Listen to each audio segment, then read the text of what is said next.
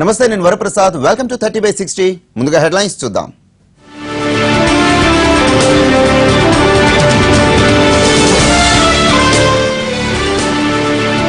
జగన్ పై వెనక్కు తగ్గకూడదని ఐఏఎస్ సంఘం నిర్ణయం. నందిగామ కేసులో చర్యలు తీసుకోమని సీఎంకు విజ్ఞప్తి. ప్రతిపక్ష నేత తీరుకు నిరసనగా పులివెందులలో బహిరంగ సభ పెడతాం. కృష్ణా కలెక్టర్ మైనారిటీ కాబట్టే చులకనగా మాట్లాడారన్న జలీల్ ఖాన్. ఇంటర్స్టేట్ ఒప్పందం మీద 15 రోజుల్లో బాబు సంతకం చేయాలి, లేదంటే ఏపీ బస్సుల్ని కోదాడ దగ్గర ఆపేస్తామన్న శ్రీనివాస్ గౌడ్. తమిళనాట వ్యాపారుల స్థానిక గళం. కోక్, పెప్సీ అమ్మకాల నిలిపివేత. సెక్యూరిటీ కావాలంటే సరిహద్దుల్లో గోడ కట్టాల్సిందే. అమెరికాను డ్రగ్స్ రహిత దేశం చేస్తానన్న ట్రంప్.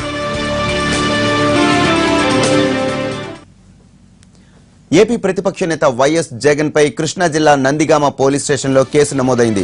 విధులకు ఆటంకం కలిగించి బలవంతంగా వైద్య పేపర్లు లాక్కున్నారంటూ ఆసుపత్రి డెవలప్మెంట్ కమిటీ ఫిర్యాదు చేసింది. జగన్ తో పాటు మరికొందరిపై ఐపీసీ సెక్షన్ 363 కింద కేసు నమోదైంది.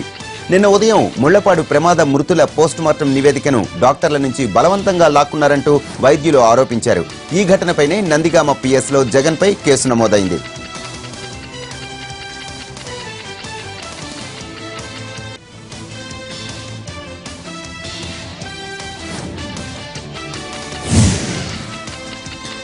దివాకర్ ట్రావెల్స్ బస్సు ప్రమాదం కేసుకు సంబంధించి నందిగామ ఆసుపత్రికి వెళ్లి బాధితులను పరామర్శించారు జగన్. ఈ సందర్భంగా అక్కడున్న డ్రైవర్ డెడ్ బాడీకి పోస్ట్ మార్టం నిర్వహించకుండానే బంధువులకు అప్పగించేస్తున్నారని వైసీపీ అధినేత ఆరోపించారు. ఎందుకు పోస్ట్ మార్టం నిర్వహించలేదంటూ అక్కడున్న కలెక్టర్, డాక్టర్లతో వివాదానికి దిగారు. ఈ సందర్భంగా వారి చేతిలో ఉన్న పేపర్లను లాక్కున్నారు ప్రతిపక్ష నేత. దీనికి సంబంధించే కేసు నమోదైంది. అధికారుల విధులకు ఆటంకం కలిగించారంటూ జగన్ పై కేసు పెట్టింది ఆసుపత్రి అభివృద్ధి కమిటీ.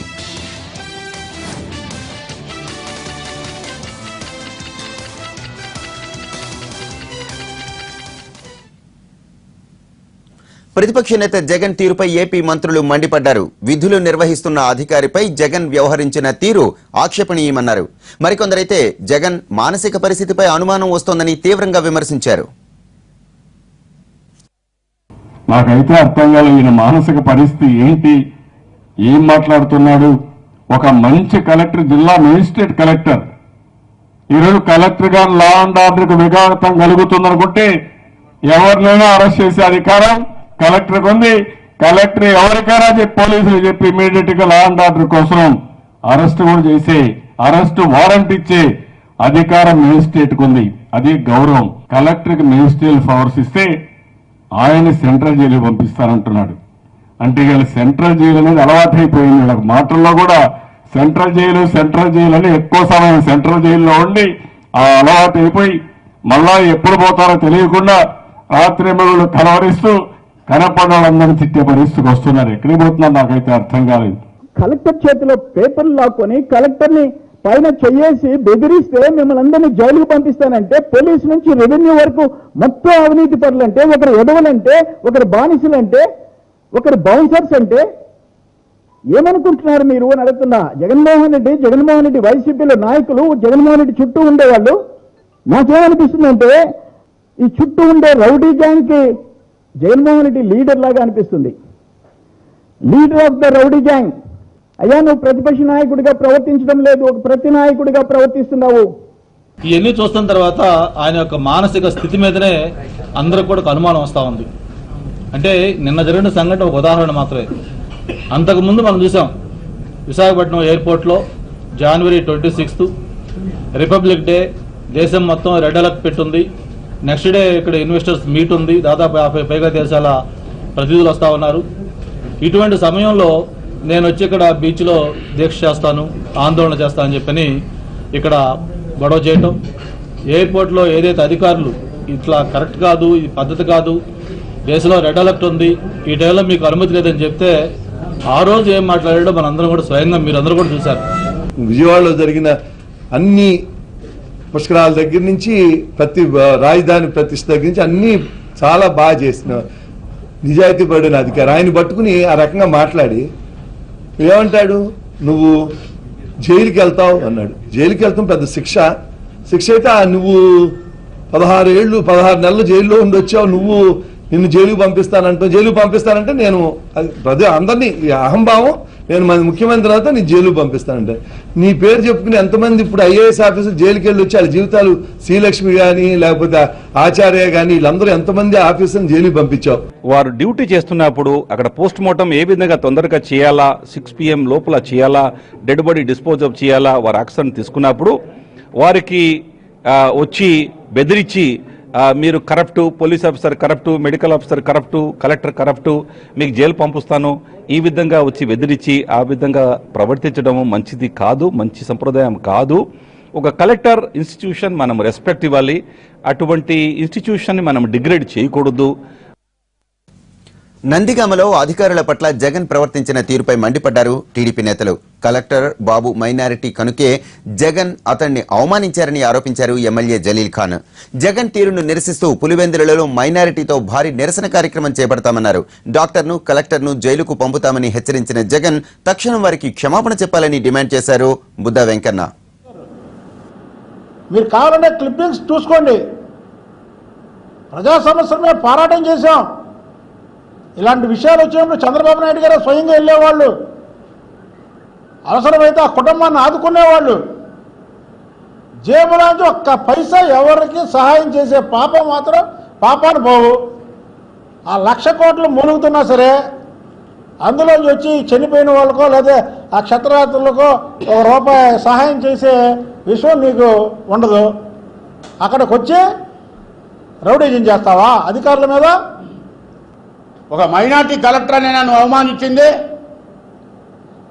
నేను చెప్తున్నా కరెక్ట్గా, మేము సహనం కోల్పోతే చాలా చూసాం ఈ యాక్టింగ్లు.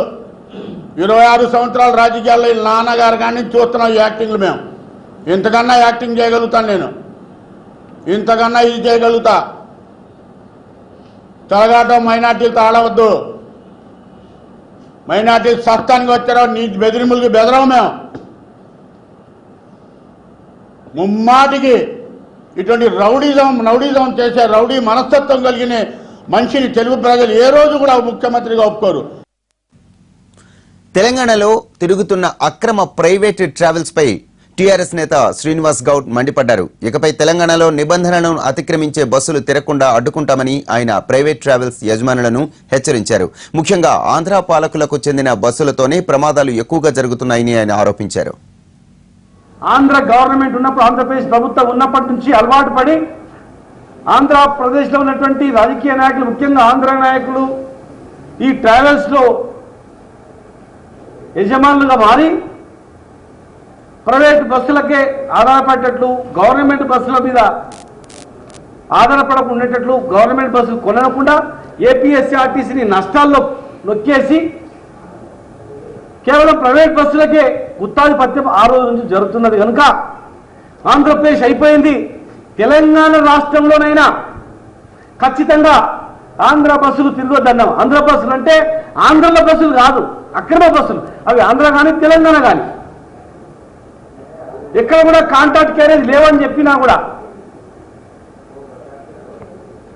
విచ్చలవిడిగా ప్రతిరోజు కూకట్పల్లి నుంచి చూసినా, ఎల్బీ నగర్ నుంచి చూసినా, ఏ ప్రాంతం నుంచి చూసినా వందల వేల బస్సులు బాజాప్తా ఆన్లైన్ బుకింగ్ పెట్టుకొని స్టేజ్ ఆపుకుంటూ బుకింగ్ సెంటర్లు పెట్టుకుంటూ అందరు చూస్తుండగానే దోపిడీ జరుగుతుంది.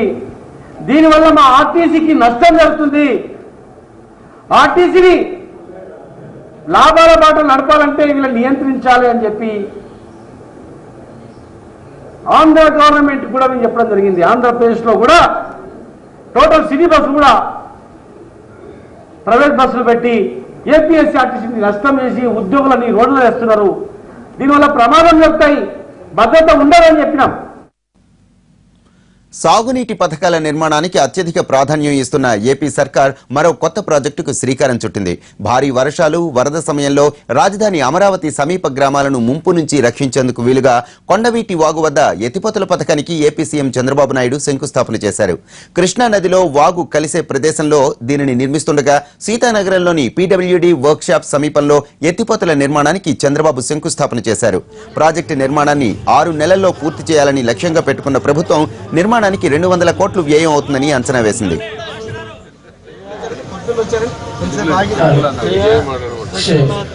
వాగ్దానం చేశాడు కొండ వీడి వాళ్ళు ముద్రించుకున్నారు ప్రస్తుతం అన్నట్టు.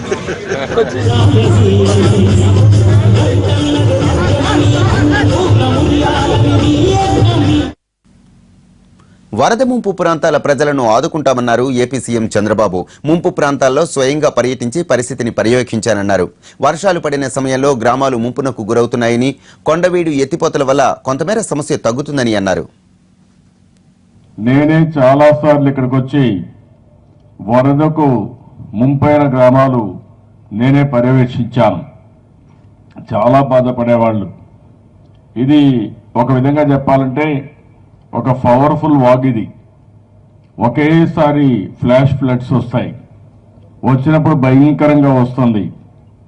దగ్గర 453 స్క్వేర్ కిలోమీటర్స్లో వర్షపు నీరంతా రావడం, అక్కడ పడిన ఆ కొండలో ఇట్లా పడిన నీళ్ళని కూడా పెద్ద ఎత్తున రావడం, ఆ నీళ్లు వచ్చి ఎక్కడికక్కడ మీరు చూస్తే మొత్తం 14,000 ఎకరాలు దగ్గర ముంపు గురవుతున్నాయి. గ్రామాల్లో కూడా నీళ్లు ఉండిపోయే పరిస్థితి వస్తుంది. ఇంకొక పక్క ప్రమాదం, కృష్ణా నదిలో పెద్దగా వర్షం వచ్చినప్పుడు మీరు ఒకసారి చూస్తే ఎక్కువ నీళ్లు వచ్చినప్పుడు ఇక్కడ పడే నీళ్లు కూడా కృష్ణా నదిలోకి పోలేవు. ప్రవాహం పెరిగినప్పుడు వీలైతే ఆ నీళ్లు కూడా ఇక్కడ వచ్చే ప్రమాదం ఉంటుంది. అలాంటప్పుడు ఈ నీళ్లు పోయే పరిస్థితి లేకుండా పోయే పరిస్థితి వచ్చింది. నేను ఒకప్పుడు 90 లక్షల రూపాయలు ఇచ్చి కొంతవరకు రిపేర్ చేయాలి, ఇమ్మీడియట్గా జరగాలని చెప్పి నేను ముఖ్యమంత్రిగా ఉన్నప్పుడు కొంత చేశాం. కానీ పూర్తి ఫలితాలు రాలేదు. తర్వాత వచ్చిన ప్రభుత్వం ఏమీ పట్టించుకోలేదు. యథావిధిగా ఈరోజు చూస్తే ఎప్పుడు వర్షం వచ్చినా ముంపుకు గురయ్యే పరిస్థితి వస్తూ ఉంది.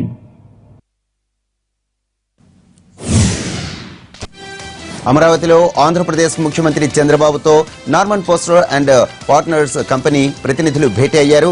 అమరావతిలో నిర్మించనున్న ప్రభుత్వ భవనాల కాంప్లెక్స్ డిజైన్లను చంద్రబాబుకు అందించారు.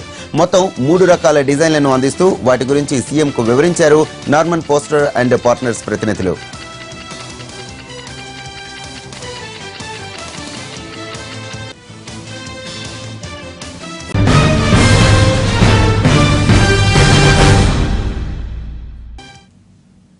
Back to news. తెలంగాణ ప్రభుత్వం మరో 10 కార్పొరేషన్లకు చైర్మన్లను నియమించింది. Shaik Budan Baig Telangana State Industrial Development Corporation Limited chairman గా, మీర్ ఇనాయత్ అలీ ఖాబ్రీని సెట్విన్ చైర్మన్ గా, అలానే నెట్ క్యాప్ చైర్మన్ గా Syed Abdul Aleem, Telangana State Seeds Development Corporation Limited కు కొండబాల కోటేశ్వర్ ను నియమించింది ప్రభుత్వం. ఈ నియామకాల్లో మైనారిటీలకు పెద్దపీట వేశారు కేసీఆర్.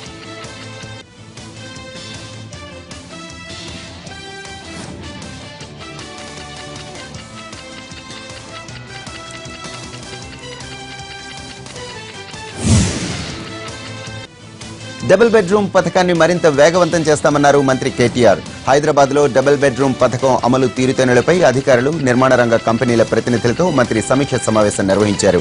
హైదరాబాద్ లో 1,00,000 డబుల్ బెడ్రూమ్ ఇళ్ల నిర్మాణంలో పాల్గొనాలని గృహ నిర్మాణ కంపెనీ ప్రతినిధులను కేటీఆర్ కోరారు. హట్కో నిధులు అందుబాటులో ఉన్నాయని, బిల్లుల చెల్లింపులో ఎలాంటి ఇబ్బందులు ఉండవని స్పష్టం చేశారు. జీహెచ్ఎంసీ పరిధిలో టెండర్ల గడువు మరో 5 రోజులు పొడిగించాలన్న విజ్ఞప్తికి మంత్రి సానుకూలంగా స్పందించారు. అనుమతి లేని డ్రైవింగ్ స్కూళ్లపై చర్యలు తీసుకోవాలని రవాణా మంత్రి మహేందర్ రెడ్డికి విజ్ఞప్తి చేసింది ప్రైవేట్ డ్రైవింగ్ స్కూల్స్ అసోసియేషన్. నిబంధనలు పాటించకుండా పుట్టగొడుగుల్లా పుట్టుకొస్తున్న డ్రైవింగ్ స్కూళ్ల వల్ల ప్రమాదాలు జరుగుతున్నాయని అసోసియేషన్ సభ్యులు అంటున్నారు. అలాంటి వాటిపై చర్యలు తీసుకోవాలని విజ్ఞప్తి చేశారు. దీనిపై సానుకూలంగా స్పందించిన మంత్రి మహేందర్ రెడ్డి తగిన చర్యలు తీసుకుంటామన్నారు. విశాఖ కేంద్రంగా ప్రత్యేక రైల్వే జోన్ కోసం వైసీపీ పోరుబాట పట్టింది. ఈ నెల 22 నుంచి ప్రత్యేక రైల్వే జోన్ కోసం ఆత్మగౌరవ యాత్ర ప్రారంభమవుతుందన్నారు వైసీపీ విశాఖ జిల్లా అధ్యక్షుడు గుడివాడ అమర్నాథ్. ఈ యాత్రలో అన్ని రాజకీయ పార్టీలు, ప్రజా సంఘాలు పాల్గొనాలని పిలుపునిచ్చారు.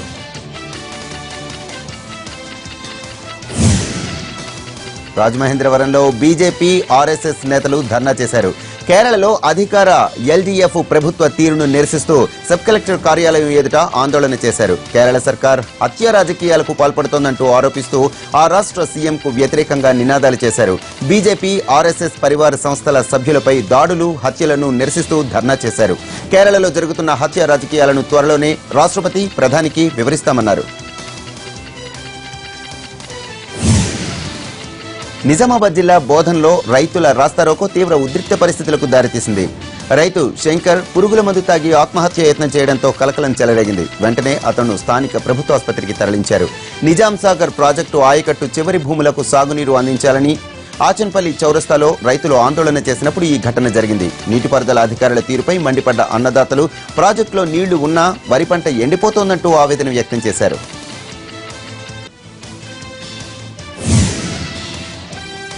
గద్వాలలో రైతుల్ని మోసం చేస్తున్న 11 మంది దళారులను పోలీసులు అరెస్టు చేశారు. ఎన్నో వ్యయ ప్రయాసలు కోర్చి కూరగాయలను మార్కెట్కు తెచ్చే రైతులు దళారులు అన్యాయంగా అక్రమంగా దోచుకుంటున్నారన్నారు. గంపలు లెక్క, కమిషన్లు పేర కొన్నేళ్లుగా ఎడాపెడా దోచేస్తున్నారన్న ఫిర్యాదులతో నిందితుల్ని అరెస్టు చేసి రిమాండ్కి తరలించారు పోలీసులు. మార్కెట్లో కమిషన్ల దందా నడిపితే కఠిన చర్యలు తీసుకుంటామని హెచ్చరించారు గద్వాల సీఎస్.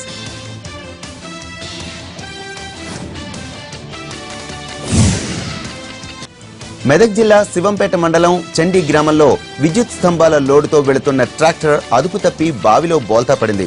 ఈ దుర్ఘటనలో విద్యుత్ స్తంభాల మీద పడి ట్రక్కుల్లో ఉన్న కూలీలు 2 అక్కడికక్కడే మృతి చెందారు. మృతుల్ని తూప్రాన్ మండలం రాకెళ్లి గ్రామానికి చెందిన వారిగా గుర్తించారు. గాయాల పాలైన మరో 4 కూలీలకు ఆసుపత్రిలో చికిత్సను అందిస్తున్నారు. ట్రక్కును క్రేన్తో వెలుపలికి తీశారు.